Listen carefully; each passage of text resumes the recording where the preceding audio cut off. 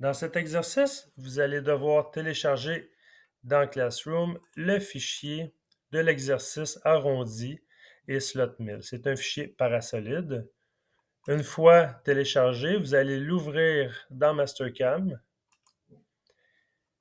On va aller chercher l'endroit où on a téléchargé le fichier. On va cliquer une fois dessus et on va aller s'assurer que les options ici, qu'on a le Edge Curves de cocher. Comme ça va créer nos entités lors de l'ouverture du fichier.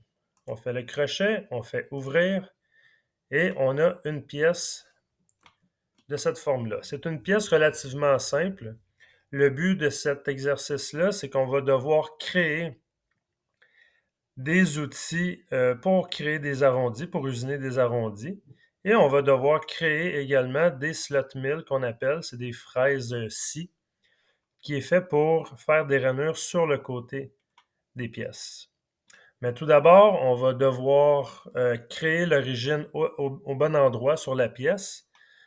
Présentement, ma pièce est placée de cette façon-là avec mon origine en bas, mais moi, j'aimerais ça que ma pièce soit de l'autre côté, comme ça ici, et que mon origine soit au coin en haut à gauche. Comme si j'étais dans l'étau, j'ai le mort fixe qui est à l'arrière. Je vais faire une option qui est relativement simple. Dans Mastercam, on a les différents planes de Mastercam. On a le top jusqu'au trimétrique qui est de base avec Mastercam. Mais dans ce cas-là, dans cet exercice-là, on n'utilisera pas ces plans-là. On va tout simplement en créer un nouveau. Ça va être une méthode relativement simple. On va devoir aller dans le petit plus ici. Et lorsqu'on clique sur le plus, je vais faire l'option dynamique.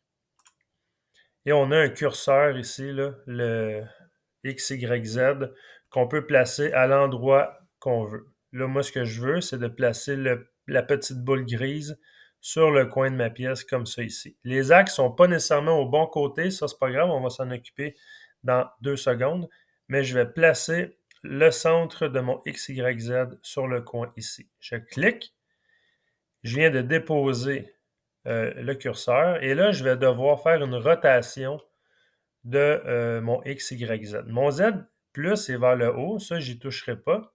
Mais par exemple, le Y, j'aimerais ça que le Y plus soit de l'autre côté, vers l'arrière de la pièce. Ce que je vais faire, je vais cliquer sur l'arc bleu. Dans notre cas ici, c'est le bleu. Je clique une fois dessus. Et en gardant le curseur près des flèches, on y va par incrément de 5 degrés. Si je mets mon curseur plus loin, ben là, on y va avec des degrés décimaux. C'est trop précis pour rien. Moi, ce que je veux, c'est tout simplement de faire un 180 degrés comme ça. Je clique et je viens de placer mon X, Y, Z au bon endroit. Tout ce qui me reste à faire ici à gauche, c'est de renommer le plan, le nom du plan. Je vais l'appeler par exemple phase 1. Si on avait comme plusieurs phases, au moins on les différencie comme il faut. Et je fais le crochet. Et ensuite, je vois apparaître mon phase 1 dans mes différents planes, mais je dois l'activer maintenant. On voit que le WCS, le C, le T est au top view, mais moi, je vais travailler dans ma phase 1.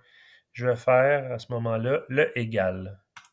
Comme ceci, je viens d'activer ma phase 1. Si je fais isométrique, on voit que, désolé, isométrique, je vois que je suis correct. Si je m'en vais en top, ben j'ai mon Y plus et mon X plus vers la droite. Rendu ici, on va rapidement aller chercher la machine. On y va avec le mill default. Et dans Toolpath, ici, on a la machine qui vient de s'ajouter. Et rapidement également, je ne veux pas m'attarder trop là-dessus, on a déjà fait beaucoup de pratiques sur ces points-là, mais je vais créer le stock setup en faisant All Solids ou All Entities, un ou l'autre. Et il va détecter 4 pouces par 4 pouces par 2 pouces. Et on va laisser ça comme ça. On fait le crochet et on voit la matière brute en rouge. La prochaine étape, ça va être de dégrossir l'escalier qui est juste ici avec un parcours dynamique.